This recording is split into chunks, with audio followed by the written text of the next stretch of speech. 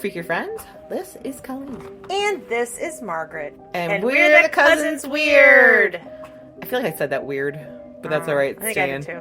I felt like I said her for farm. Sometimes I get marble mouth.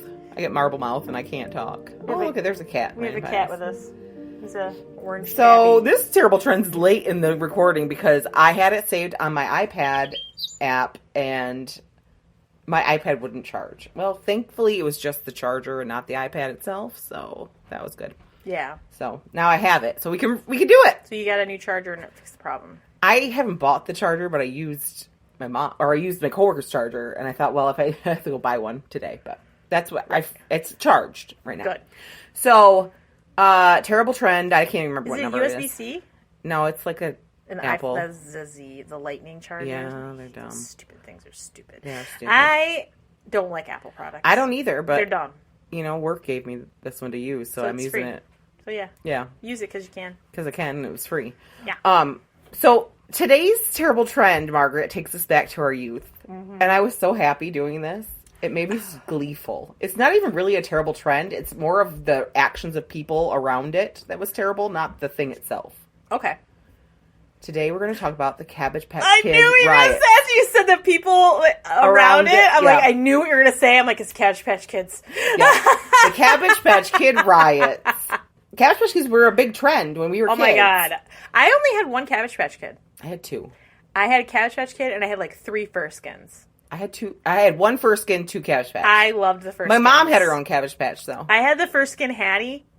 Oh, I know. Perfect. With the pie maker with the hat. I don't remember my fur skin's name. And I had Thistle, which was the baby, and I had Boone, who was the beekeeper. They were the cutest. I wonder if I still have in the attic. I bet it's in the attic. Mine's probably in the basement of my house, which is probably destroyed because it's wet down there. It's like moist. Ew. Why do you have to say moist?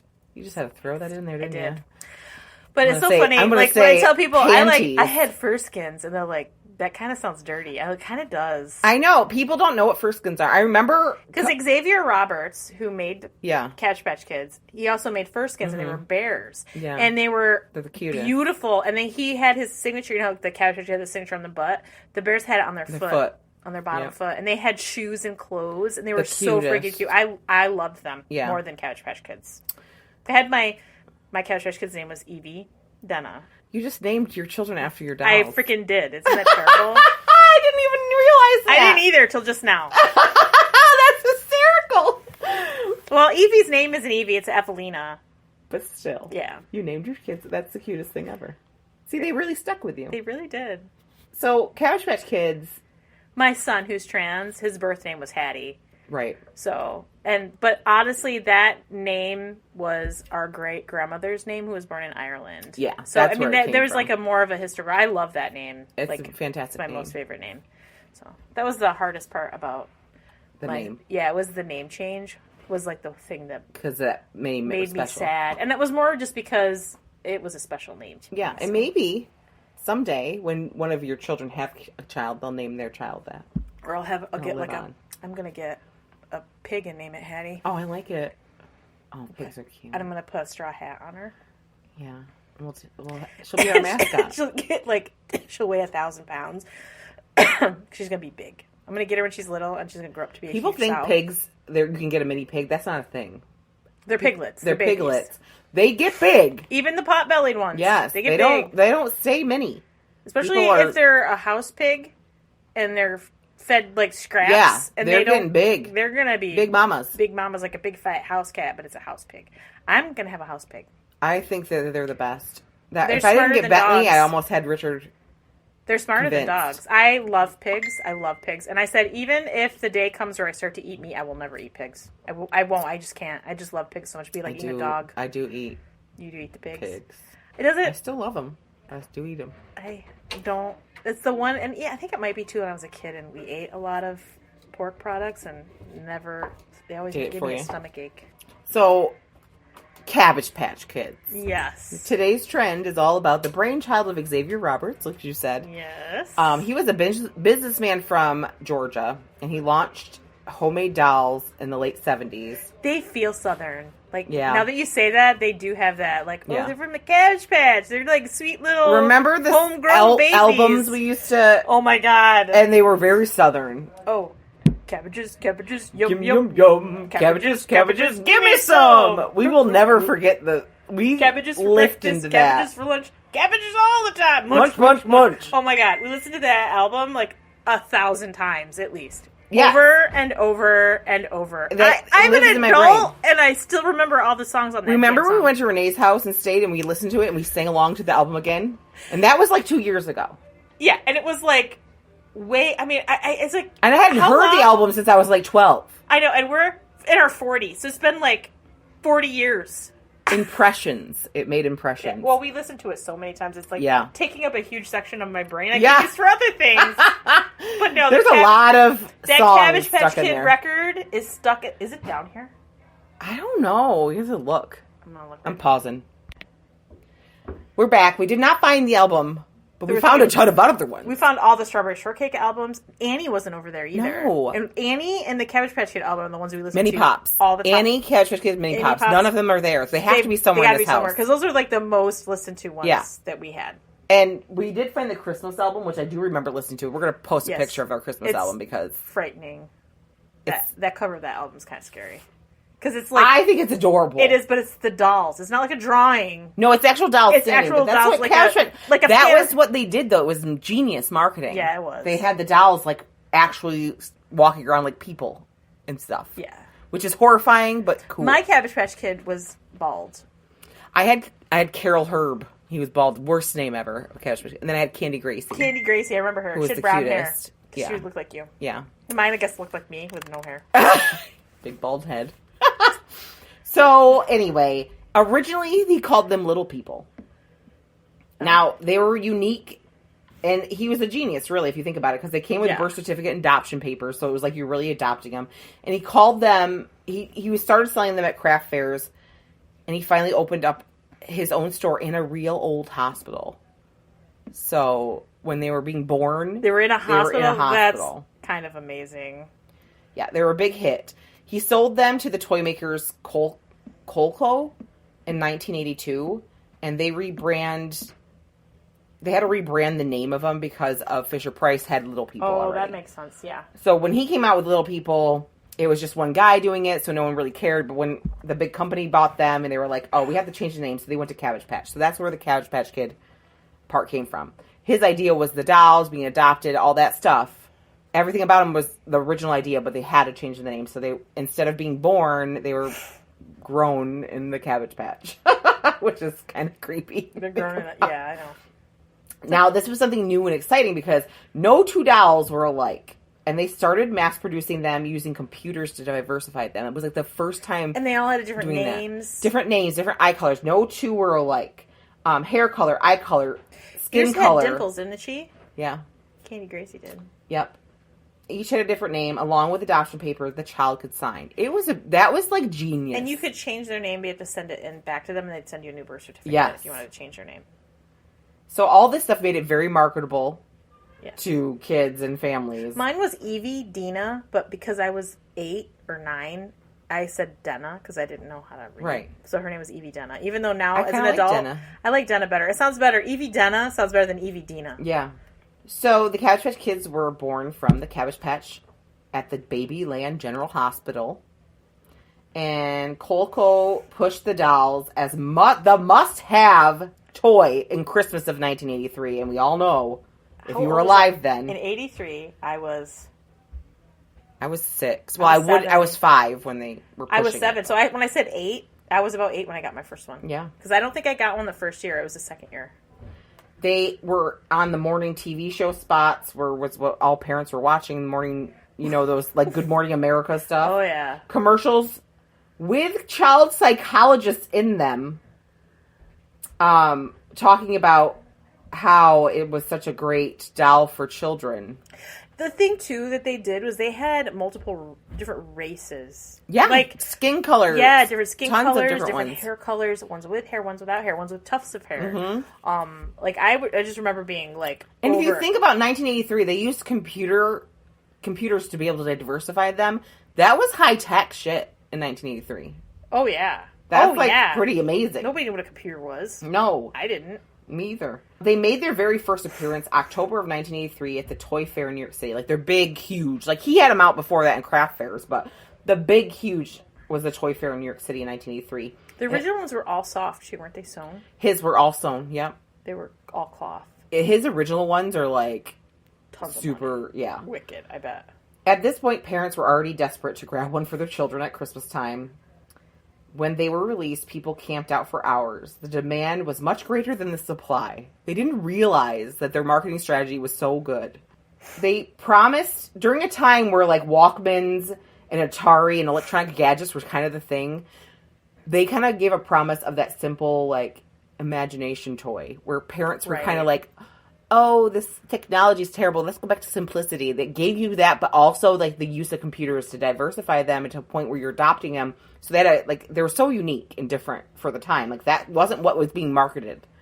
Like Ataris and Walkmans and all that stuff were being marketed. So it was like also grab the parents in that aspect because they're like, oh, this is simple and like wholesome for my child to have a baby that they adopt. Yep. They smelled like powder, too. Like, when you got them, they smelled like baby powder. They did. Their heads, little plastic. I'll never forget it. I'll never forget either. They deliberately targeted ads to adults and parents who wanted a wholesome gift for their child. So they really were pushing that side of it. Genius marketing. Genius. Uh-huh. They cost $21 at the time. And that was 1983, so that's $43 now. That was a lot of money in 1983. They don't cost that much now, I don't think. They're like, they about the they cost like 20 something now. Yeah, they're like $20, $30 now. But if they're not as cute, I don't think. They don't feel as, I guess they're just as different, but they're not. You know what I mean? What's not the same? The names are all really dumb too. Like some of the names they give them are just like, you look in the line and they're like, the two dolls on the shelf have the same name but reversed. Right. I've seen it, so they're not quite. It's probably just because they've mass produced so many of them that it's getting redundant. So it got to the point where parents were going to desperate measures to make sure they got a doll. Most retailers didn't have enough dolls in stock, and people started to turn violent. Adults were snatching them out of the hands of children in the store when they went to buy them. Like, they were grabbing, fighting, going crazy to get these dolls. They had to have them. And Colco didn't realize, or however you say that, I don't know if that's how you say it, didn't realize, like, how genius their marketing strategy was and how huge it was going to be. They didn't make enough. They just didn't. And, police were called in to help with the chaos in stores. Some store owners had the delivery of dolls come in armored vehicles because people were losing their ever-loving minds. This is insane. Now, this will take you back to Hill's department store. Oh my god. With their snack bar, it was like the best department store First time I ever had nachos. Oh my god. The first time I ever had nacho cheese was at a Hill's department store and my life was changed. And I'll never forget also, being in there as a teen, we used to go into Hill's and get makeup and shit. Yep. And a girl in the bathroom was like, could you pass me some toilet paper? And I was like, okay. And I rolled it and she was, oh, I love your fingernail polish. Where did you get it? I was like, I got it here. It was my first woman bonding bathroom experience was in Hill's too. They had the popcorn and the hot dogs on the roller. Oh, the best. And they had like they had chopped fresh onions you could put on the hot dog. Yeah, so good. Nostalgia. So 5,000 people stormed to Hill's department store. Still picture it in my head, like where it was in the mall on the end there. Oh yeah. When you first walk in, and it was like the snack bar was the first thing you walked into. So one Hill's department store in Charleston, West Virginia, had 5,000 people storming it, fighting to get the dolls. 5,000 people to one store for one Hill's. They probably had 100 dolls too. Yeah, pushing and shoving to get in. They only had 120 in stock. That was I way overshot that, didn't I? You did. Zaid's department store in Wilkes-Barre, Pennsylvania, had 1,000 people rush it, leaving a woman with a broken leg. They had $150 in stock. So the demand was much bigger than the supply. There's a news story that showed a store manager armed with a baseball bat behind a toy counter. And this was happening nationwide. It wasn't just this one store. That was a Toys R Us. He was behind the counter with a baseball bat, like, fearing for his life. Or these people are mass hysteria has taken over, and they were like, give me that doll for my kid. And people were taking any doll they had. They didn't even care what the dolls looked like. No. They just wanted one. They didn't care. A woman shopping, now this takes us right up to northern New York. There was a woman at the Penn Can Mall. Remember Penn Can? It was the only mall we could go to as when we were younger. I know. And Syracuse, New York. It was northern Syracuse. It was the first one you come to. This is what she said. Running only to escape the rushing tidal wave behind me, caring not for the dolls but for my safety, I was suddenly pushed to the floor with my shoes flying in different directions. So that was her take on what happened when she was trying to get the doll. Peter David wrote an opinion piece for the New York Times in December 83 saying, these parents are behaving in a way that is generally reserved for a time of crisis. Like, what would happen if, you know, like if there was a huge storm and there's like people... Or even like, there's a bomb, there's like a missile headed towards us, you know. He's like, I've never seen anything like it. We're getting a tsunami. Yeah. Like, trample me down. So it became known as the Cabbage Patch Kid craze, the Cabbage Patch Kid panic, or the Cabbage Patch Kid riots of 1983. In Miami, police were called when crazed shopper knocked a store shelf over onto an elderly woman. Calm down, people! Jeez. People were bribing others for the doll. They were being bought and sold for $50 more than the cost. People were buying them and then reselling them, just going and trying to get their hands on them. All 2 million dolls were sold out by October of 83, 7th. I think they came out, what did I say they came out on? They made their debut October of 83. So within 7 days, all the dolls were gone. Factory workers in Asia were making 200,000 dolls a week to keep up with the demand. Of course, they were being made in Asia because we always, in the 80s, everyone was pushing things out to the other countries. And so I think it's when it mostly started, was the 80s. It got so bad where they couldn't keep up that whatever the name is. It Coleco? Yes, Coleco. That's it. I'm like, what is the name? I know. I was like, what is she trying to say? Oh, it's Coleco. That's Coleco. They had to pull advertisements. They stopped advertising. And they're like, we cannot keep up with the demand. We're gonna have it's gonna be a liability. Someone's gonna sue us for getting hurt at one of these things. But at this point, the Cabbage Patch Kid was the front news of it. They didn't have to advertise anymore. Every paper was talking about it. Every news show was talking about it. It was all over.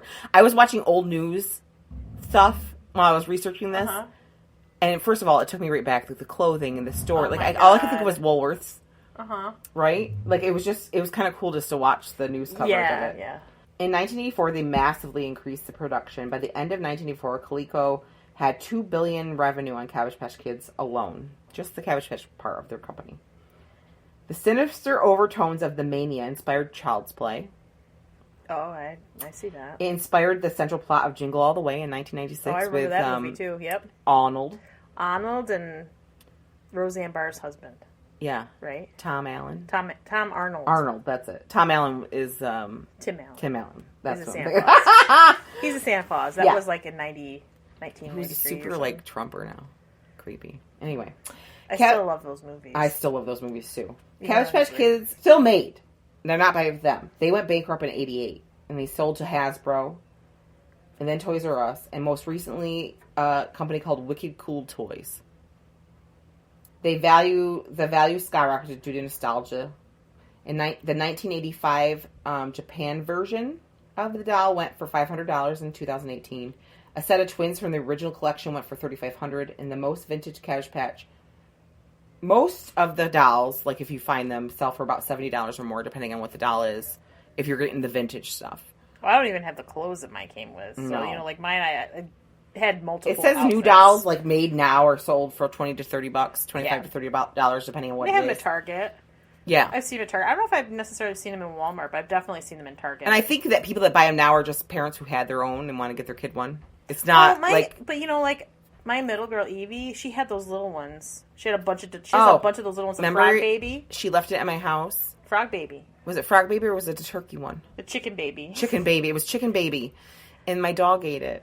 That's where Chicken Baby went? Yeah. She left Chicken Baby in my house and Bentley ate it. And she was wondering what Chicken Baby was. That Evie or Ruby that had Chicken Baby? I think it was Evie. Because one of them had a Chipmunk Baby. And then they had an Elf Baby and a Santa Baby. Bentley but that's got what they call them. Like the first one she had was Frog Baby that came from Aunt Donna. Right. It was Chicken Baby. And Chicken Baby, Bentley fell in love with it. And I went out one morning and the stuffing was out, but he carried that thing around for months. Just the head? The head hanging off a saggy body. And he loved it, and I called it his baby, and he loved it, and I was like, I'm sorry that the dog ate it, but just so you know. I think I remember you telling me about the dog ate Chicken Baby. And I was like, just so you know, he loves it. That helps. Because I had watched her, and she stayed and she forgot it. Mm-hmm. And then the next morning, the dog ate it. So it was dead within 24 hours. So there was no saving this chicken baby. Oh, but anyway, I talked to my mom about it, and I asked her because she said she got mine at Woolworths. And I was like, tell me about your experience getting the doll. Did she get it the first year? Yes. But they had, by the time she got it, was closer to Christmas, and they had restocked a few times. It was Woolworths, when Woolworths was here, and she said that they gave you a number, and it was like a lottery. So everyone was waiting, and if they pulled your number, you got to have a doll, and they called people in. And that was one of the things they started doing to save people from dying, trying to get them. That's nice, too, because it didn't mean you had to wait around all day in line. No, it was just like... You showed up and got a number, and then they pull your number, and she's like, I just happened to be able to get one. She said people were all nice. There was no fighting or anything at the store she was at, thankfully. Did she get to pick her? I don't think she did. That's why their first one's a bald boy. No, my first one was Candy. Candy Gracie? So maybe she did get to pick. Maybe she got, depending on when your number was called, you had to pick the one that you got until there was none left. I don't know. She said she didn't remember a lot of things, anything bad happening during it. So, but at that point, they had a strategy down of how they're going to do it instead of just... It's being, mobbed by a crazy And that parents. was, the start of, Black Friday stuff because they realized releasing things that caused people to want them like that, so they started doing that kind of stuff. Like Tickle Me Elmo. Yes, they purposely held back on those ones. I think just to build up the demand, and in really, it's kind of gross. It's kind of gross, and the fact that they I don't think that this company specifically was like, oh, we're going to cause this hysteria. They didn't realize what they did. They created, but other companies since then have used that strategy. Targeting to parents to want to, oh, you have to buy this for your kid. And the commercials for kids. But honestly, we don't have... The commercials that my kids see are the ones that just are randomly on YouTube or something. Yes. It's different now than it used to be. I don't think there's, there are things that are popular because YouTubers that the kids are watching are, unboxing them, and that's what it is. My kids watch, videos of people playing with toys. Yes. And then it makes them want the toy. But it's not the same as how they targeted. No. It doesn't seem like it's the same. But I'm sure it is in its own way. Because you think when we were kids, it was different. TV was different in general. Yeah.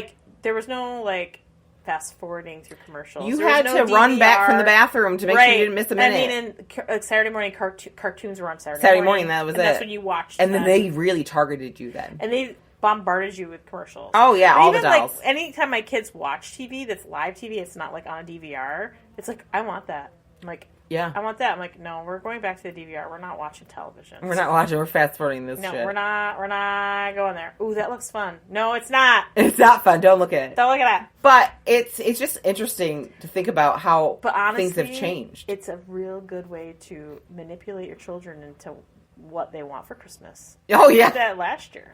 Did you? Because of the Grogu. They didn't know about it. And then I showed them, oh my God, girls, look at this video of this toy. I want that for Christmas. I want that for Christmas, too. I'm like, sweet. Worked perfectly. It did. So funny. Genius plan.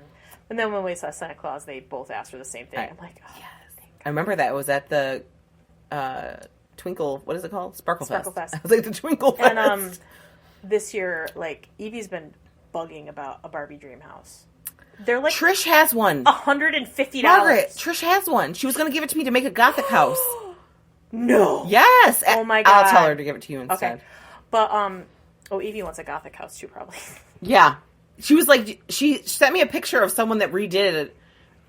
It was, I don't know if it was Barbie Dream House per se, but it was they turned an old dollhouse into an old haunted house. But the girls were I go, Evie, you keep saying you wanted a Barbie Dream House, so they're really expensive. I go, if it's something that maybe you and Ruby could both ask for it to share, and then you can play with it together, because they're going to play with it together anyway. Yeah. But yeah, if I could get one, I'll buy it from her. You're right. I bet she would. She says she has a Barbie Dream House. From her daughter? Yeah. Oh my God. Does it have a little elevator? Back in the 80s, I had a friend that had one, and it was the tall one. It was the condo or something. Yeah. And it had an elevator and had a string. You pulled the string and the elevator went up. That's fantastic. That was high Oh my God. Nonsense. I don't remember which friend it was, but I remember playing with it and being like, oh my God, this is the best toy ever.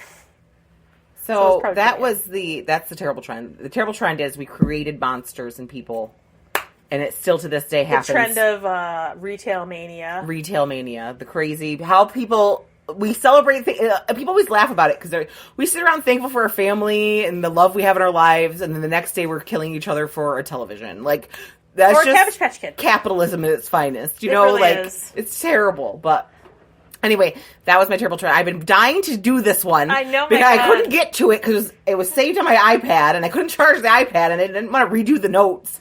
So I was like, I'm just going to wait till I can figure this out. So I've been dying to talk about this because it's our childhood. And it really is. It really is. Now, awesome. We love the Cabbage Patch Kids. I had a Cabbage Patch Kid hospital when I got chickenpox when I was 5. That was the present my parents bought me to play with while I was recovering because we got our pool and I couldn't swim. They had the little ones too. Is that from the it had the little tiny characters. Yeah. And we got a pool and I got chickenpox. I couldn't go in it. And everyone was here swimming and I had to sit and watch.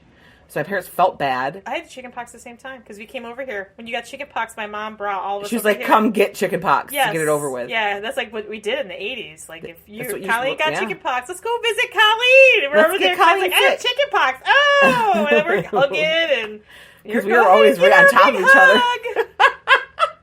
Yeah. And we all got chickenpox. My one thing I remember coming over here when you had chickenpox. The initial exposure, and then I remember taking baths with like some pink stuff in the water. Yeah, it helped with the itching. Helped with the itching. That's a weird thing. I just remember we just got the pool, and I couldn't even swim in it yet. I couldn't swim. I had never swam in it. I was in the water, walking around it when they're filling it, but they had to run through the process, so they didn't want me swimming it until the chlorine levels got okay. And I had chickenpox. I couldn't get in the pool. It was heartbreaking. So my parents felt bad, and they bought me the Cabbage Patch Kid hospital, which was fitting because I was sick. And I had all the dolls in it, and I played the shit out of that thing. I loved it. That distracted me. It was the best thing ever. I wonder if it's still in the attic. It was the best. But your mom sold it. She probably did. She sold everything. Your mom is like if it doesn't spark joy, it goes. She was the OG. But I would say 90% of my childhood toys are up in the attic. Oh, really? Yeah, to this day. Except for your house. We could do a whole backdrop and do a YouTube video, YouTube versions of these, Margaret, with my toys in the background. We should. Maybe we'll start becoming YouTubers. Look and see if I can find my strawberry shortcake dolls because I had a lot of those. I had a ton of Care Bears. I had Care Bears too. I know the Care Bears are up there. But I know Care Bears followed me through adulthood because I remember as an older teen, anytime we'd go to the Salvation Army, I would look for Care Bears. Yes, you did. And I kept collecting them as when I was technically an adult, just because I loved them so much. I know. They were my favorite, and I think a lot of it is they're just their happiness. Mm-hmm. And my first Care Bear was Good Luck Bear, and he's still my favorite. Although as a kid, I wanted Tenderheart Bear. Did I have the yellow one, or did I have Cheer? You had Cheer Bear. You might have had the yellow one too. What was the yellow one's name? The yellow one's Funshine. Funshine. She had a big son who told me.